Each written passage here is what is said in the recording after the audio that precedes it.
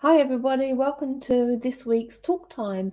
And yes, it's Teresa that's at front. Meredith is having a switch around and I'm going to ask her questions this week about her business and how she's progressed from the very beginning, which was 3 decades more ago, and how she's come to today and the journey along that. So I'd like to welcome Meredith.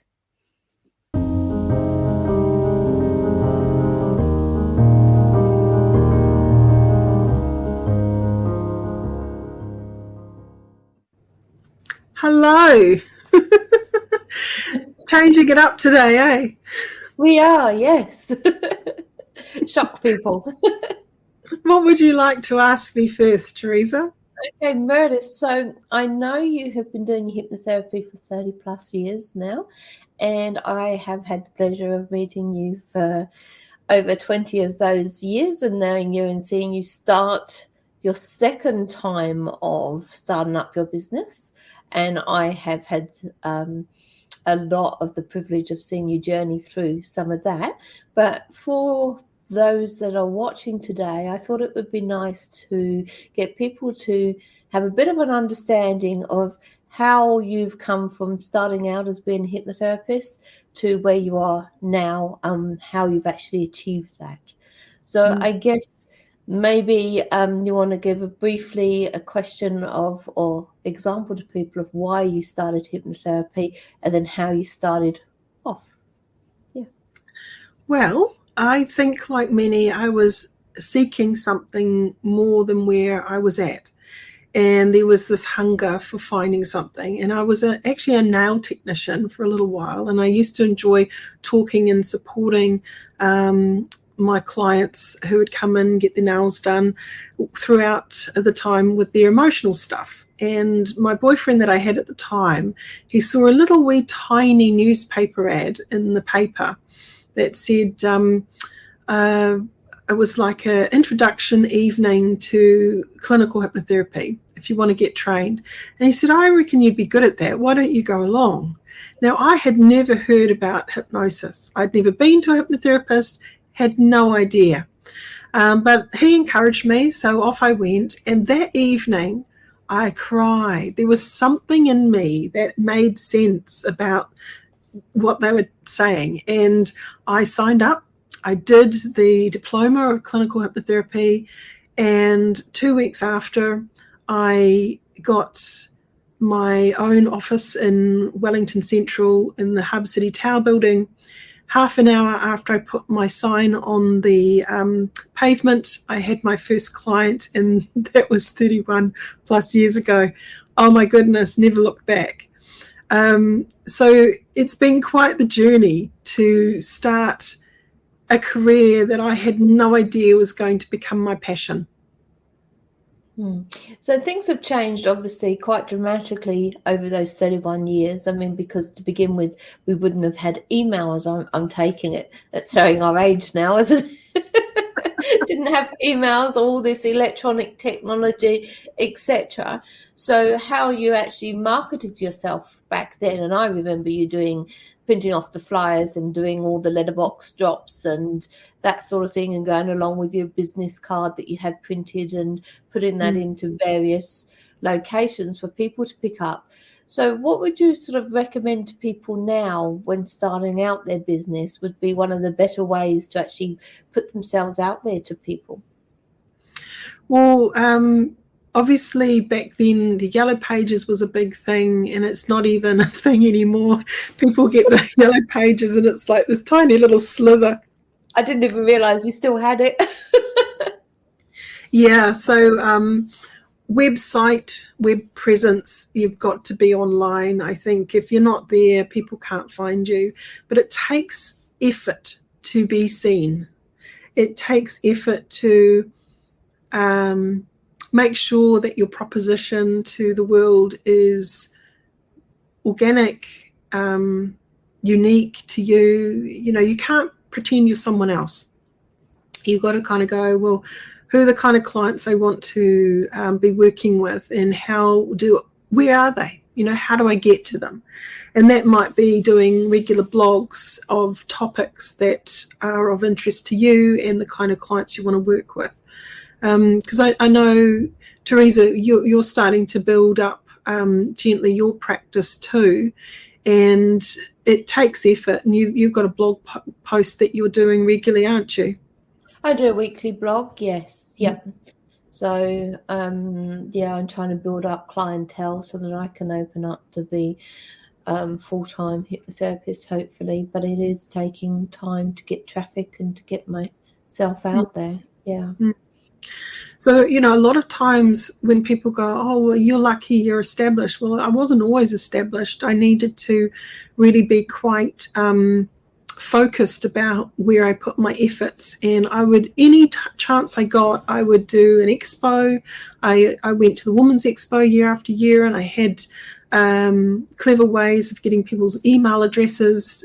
So I'd have like a win some hypnotherapy sessions or a place on a retreat or something like that, and people would sign up and give them the email, and that's how I built emails, and I could then send them a information about my up and coming retreat or other special deals that I might be having on. So building up your newsletter or things, these days people get tired of newsletters. They don't read them all. So even that's changed. So when we're looking at a blog post, it's short and sweet. It's no more than 3 to 5 minutes long. People are more likely to read it. But if it's going to take them more than 5 minutes, they'll look at it later and maybe never, because they don't have the time or the focus anymore.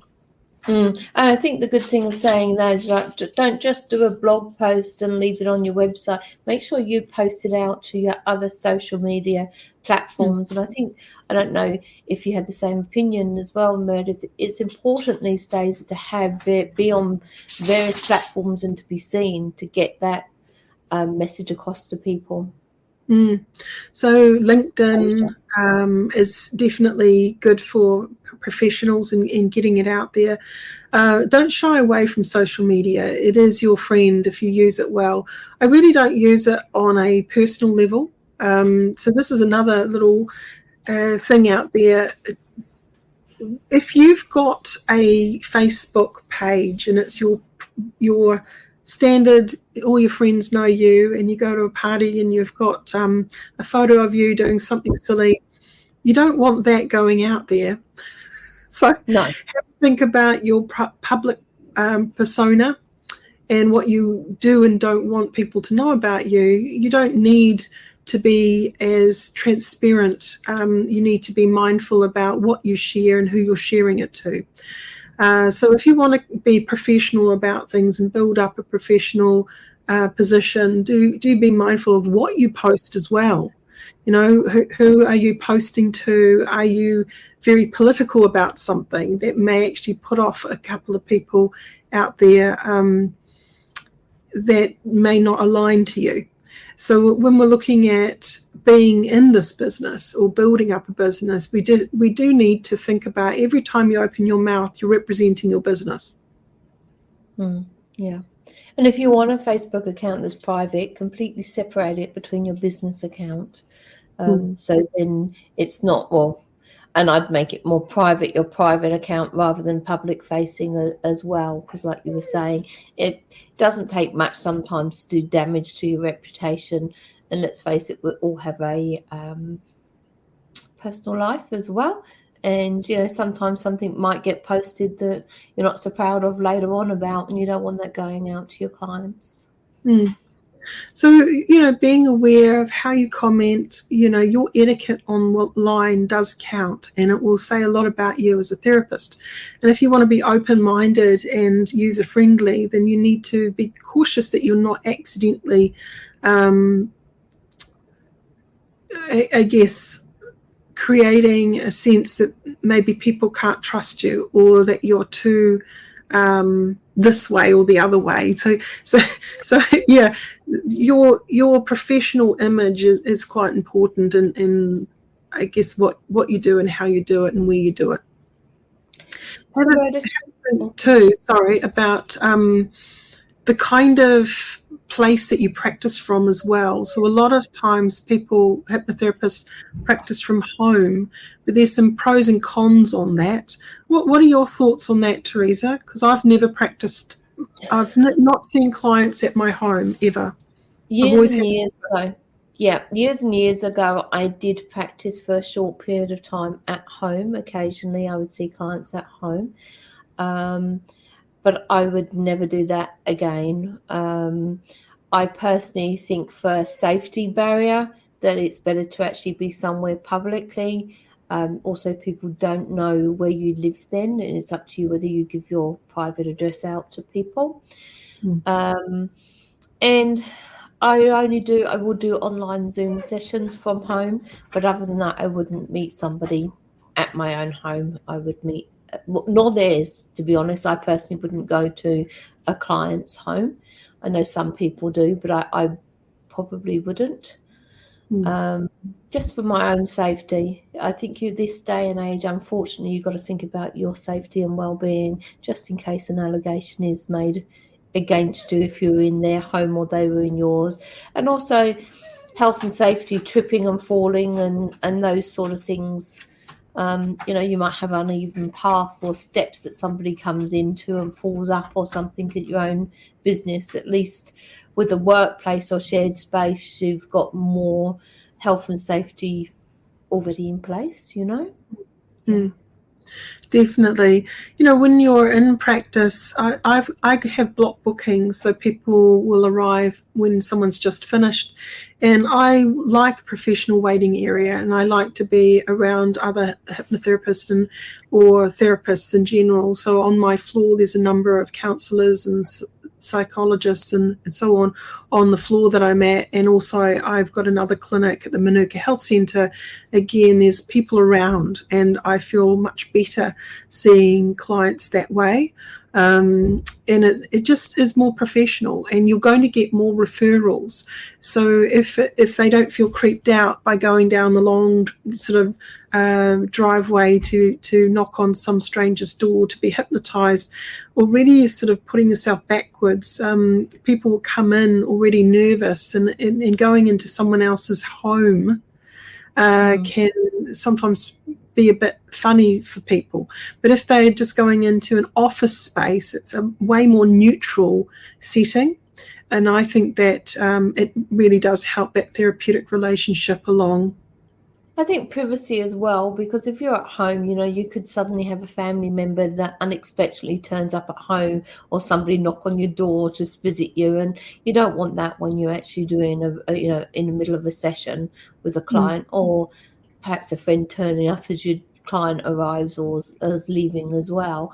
But I mean, I can hear people question, I'm just starting out, I can't afford some flash office with a waiting room. There are other options. You can hire rooms by the hour at lots of different places, and also you can tap into community centres. They often have rooms that rely, quite cheap fees. And that can, again, change depending on whether you just want to book them out for an hour or half a day or a day or more. So there are options for those beginning to look at for more professional space rather than your home. Yeah, Teresa, you mentioned as I built up my business again, I had 2 children, and when I found out I was pregnant with my second child, I decided to wind down the business for a period of time, because it was just too much juggling a young baby. The first child I had, Marcus, I literally went back into the office 2 weeks after I gave birth to him, because there wasn't any subsidies or anything to help me keep going, and I just had to keep making a living. So my little newborn came in with me. It was crazy, but you do what you have to survive, and I thought, no, I can't do that again with my second one. So I for a period of time worked at the Quit Line, and was on the phones helping people to quit smoking, and at night I would be doing that, and during the day I'd be looking after my little ones, and my husband would take over. So it was really quite a tiring time. But when I was building up my office again, I found a place called the Satchwick Counselling Centre in Lower Hutt, and it was just, hiring it as I needed it. So sometimes it was, in the morning when my daughter went to kindy, or it might be on a Saturday morning or afternoon or something. So I slowly built up my clients. And then when I had more clients wanting me to go into Wellington again, I found another clinic to practice from and built up hours one day a week.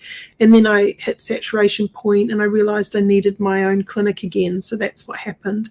So definitely there are places that you can hire per hour. Just look around, ask people, because most counsellors and psychotherapists and other people who might have rooms that would be very suitable to you aren't there all week. So they might have half a day or one whole day that you could invest in. And I kind of looked at it like this. One client well and truly paid for a whole day at that clinic. Even if I made no profit, at least I was on the road to getting somewhere. So I didn't think, oh, that's a lot of money. I just go, no, all I need is one client and it's paid for itself. Yes, yeah, exactly. So Meredith, with people starting out, they've done their diploma or they've come to the end of doing their diploma and they're thinking about setting up their business and starting off, could you give us the top 5 tips that you would say to people they definitely need to do, in your opinion? Okay. First of all, website, get that up and running.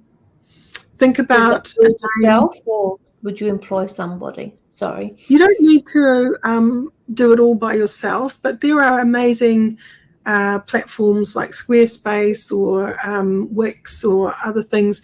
WordPress is a bit clunky, to be fair. I wouldn't recommend WordPress anymore. It used to be the thing, but I think there are other platforms that are really easy to use and easy to set up your page the way you want it. It's a bit trickier when you're trying to explain to another person how you want your website to look when they're not in your mind. So if you can take some charge over the look and feel of the template, one of the things that I would recommend is go look around your competition and write a list of things you really don't like and things that really make sense to you. So you can avoid those things that you don't want, and you can make sure that you put in those things that you found attractive or useful. Okay. So yeah, you can hire an expert, obviously, but that can take a lot of money to get something very basic. So if that expert can teach you how to build the website and maintain your website long term, you're going to thank yourself, because you want to be in charge of your information. So if you've got a workshop, you want to know how you can change the information on that workshop without having to lean into a third party to do it for you and then get charged every time. I know plenty of people who have had the website developer do that thing, and then they've had no access to their website. Their website developer's gone underground, and then they've got a dead site because they can't change anything. Yeah. I've heard that. Well, there are a lot of platforms as well now that actually have video helps as well without you actually having to hire a professional. So again, I guess it's like doing your research, looking into it, spending time to listen to videos and watch tutorials. Yeah. The other one is go talk to people. Literally say what you do, how you do it. Anytime you can, go and do a public speech somewhere. Go around to your local space and check in with the chiropractors and physiotherapists and other people who are dealing with clients, and see whether they don't mind having your cards there, or you could come and talk to their team about what you do, so you might get some referrals. So if they notice someone is particularly stressed or has a phobia or whatever, you're the person that they refer them to. So getting to know your community and getting your community to work and support you is a biggie. Business cards are huge. Look, I still have business cards. Whoopsie. I still have the good old business card with the appointment, because some people are old school, they like it to be in there. And I've got a code that people, if they don't want the business card, they can just scan it. That's fine too. But a nice attractive business card, when you're meeting someone and you want them to remember you, it's something tangible. So don't think digital's all, that's the way, because they won't look in their digital wallet. They'll look in their thing, go, oh, what was that? Oh, because they don't get as many of these anymore. No.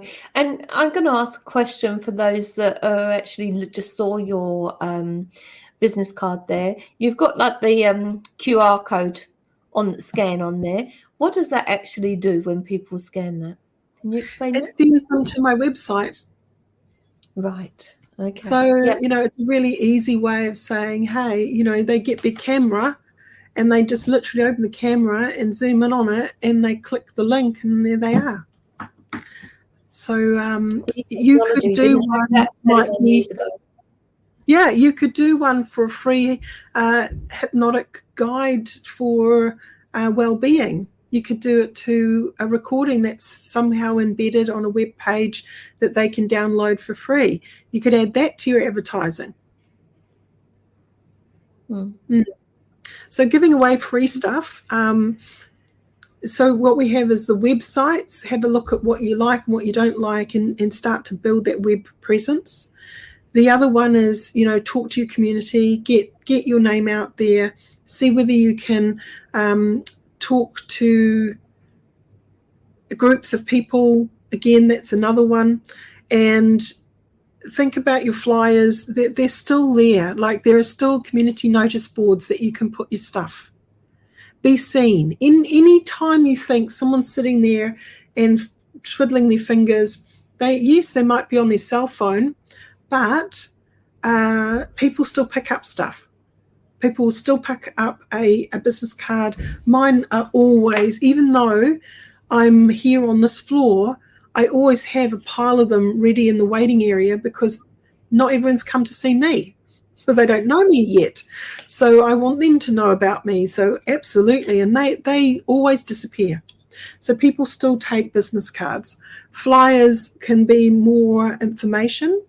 Obviously, you've got different generations. Not everyone is internet savvy. So, do cater to the audience that you're going to want to attract, but also think even that audience, there's going to be people who are young but don't like tech. So not everyone's on Facebook and not everyone is there.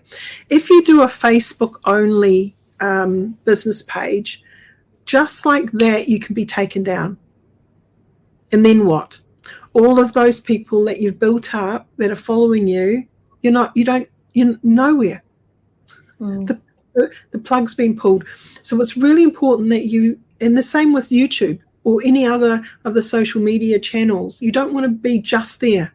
You want them to funnel in to your main website, because no one's going to pull your website. Yeah. You own that. I'm not sure how many I've covered now, but that would be more, I think. So one more. One more. Ooh, Teresa, you're testing my brain. Change the tone. I think blogs as well. So coming back to writing stuff, getting it out regularly, that's going to help build up your reputation and be the leader in that area. So don't underestimate leaning into artificial intelligence to help you if you're not much of a writer. You can tell ChatGPT, what you'd like to write about, as long as it's from you, though. Like, you don't want to be creating it just from nothing that doesn't feel like it's you talking. So do think about what is your angle? How would you like to write that? And do your best to download those core ideas and that flavor that feels right for you and your brand. Because if they come in and they've read this wonderful article and then they meet you and you're nothing like the article, well, it's not really that congruent, is it? No. And personalising it to you, we both do hypnotherapy. We live in the same region. But I don't know about you, but we don't, although you've got far more years experience than me, I don't feel like of any threat as such, because you're going to attract a different clientele to what I'm going to attract. And there's more than enough people, unfortunately, out there that do need some help with their lives, to move forward, to be empowered again. Yeah, also join an association. The New Zealand Association of Professional Hypnotherapists is a self-regulatory association that's recognised by the New Zealand government and Allied Health Aotearoa, and we're a group of people who are like-minded. And I think when you're alone in practice, it's really important that you are connecting to like-minded people and really growing from that. So don't be alone. Don't be a stranger, like join the association. So the NZAPH. So look that up. The New Zealand Association of Professional Hypnotherapists. There's only one. This is really important that you know, if you're in New Zealand, you are aligned and belong to a professional body. So if there is a complaint, there is a complaints procedure. You're supported by your colleagues if something happens. There's professional development. There's peer group support and those sort of things, you know.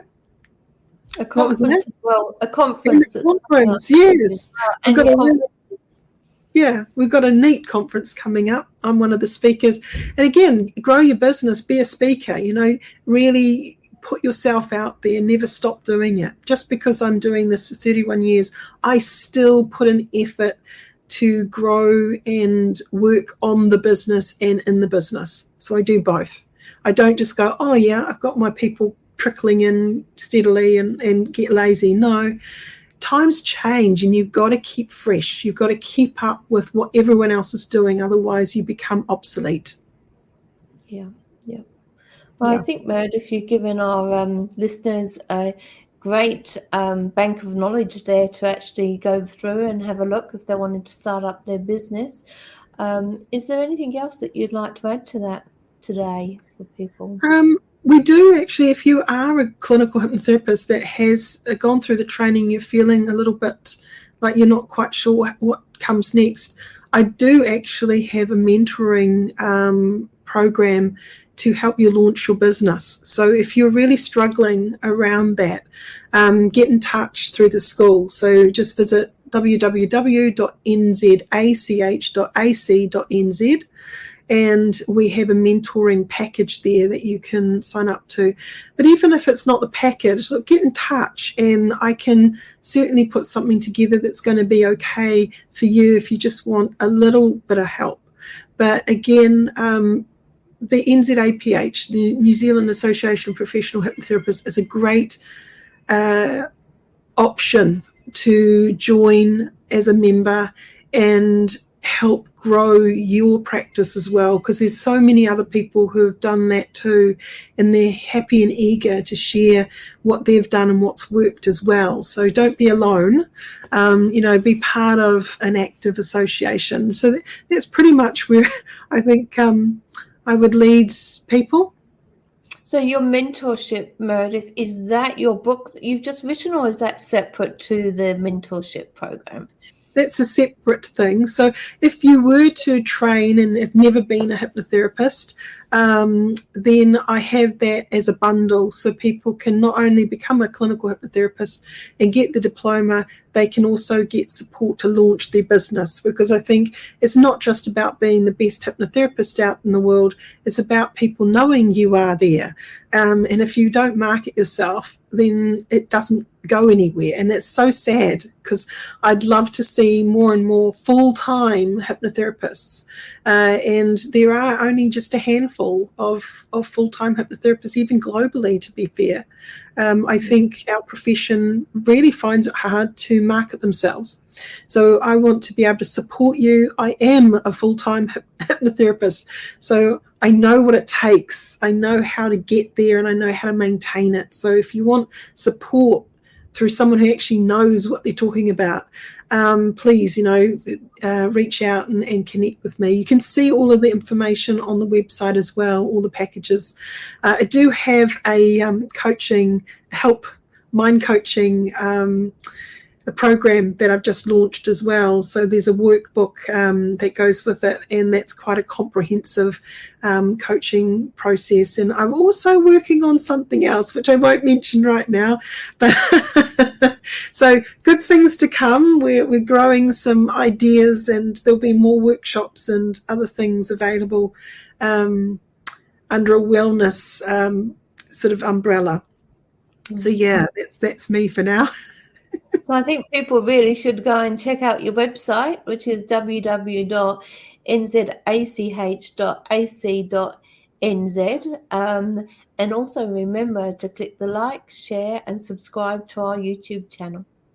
So thank you very much, Meredith, thank you very much, Meredith, for being on the other end of the interview today and answering my questions to you. And hope everyone's enjoyed this, and we look forward to next week's talk time. Thank you, Teresa. Bye, everyone. Bye-bye.